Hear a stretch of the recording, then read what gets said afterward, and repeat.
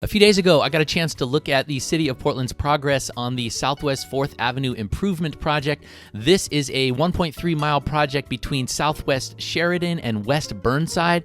In the bike network, it's meant to be the northbound couplet to Southwest Broadway. It's going to build a protected bike lane, a bunch of bus upgrades, new pavement, signal upgrades, all sorts of stuff. It's a $21 million project the city approved as part of their Central City in Motion plan, which was adopted by City Council in 2018, with the explicit intention to create a low-stress bicycle network in the Central City. The first thing I noticed as I came up on Southwest College was the very generous protective median between the bike lane there, which is against the curb, and the other road users on the street.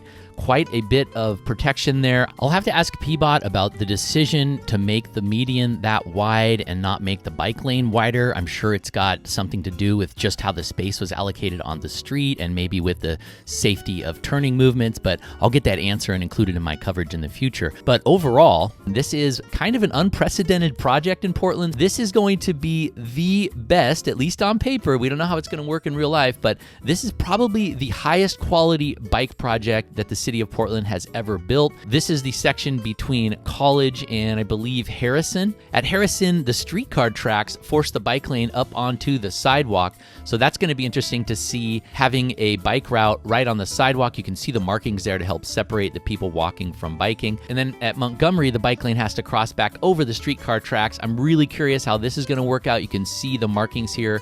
The green is where the bikes go. The design also has the bike lane crossing back over the streetcar tracks at Montgomery at sort of a diagonal. You don't see this a lot in the network, where you have a bike lane crossing at less than a 90-degree angle over streetcar tracks. So I hope folks are going to be able to navigate that well. So that's the green lane. And the red, of course, is the bus priority lane, which is the other really interesting and exciting part about this project. It's going to serve all kinds of important destinations all the way along this important corridor on 4th Avenue. I'm pretty sure the folks in this crew are laying down some signal detection loops in the bike lanes so that it can trigger a bike-only signal. The last part I got to see was at Mill, which is kind of the extent of where they're doing the construction right now. This is a really good chance to see an intersection treatment with full medians, how they've separated the turning car traffic from the bike lane.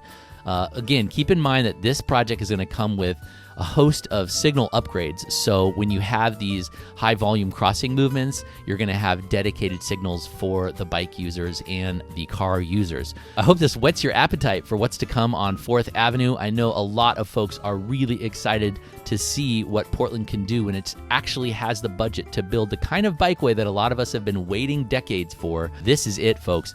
Now I just hope that a lot of people actually ride it, since of course it was designed without having the shifts in work from home in mind. PBOT is actively working on the construction of this project, and they hope to have it finished by the end of this year.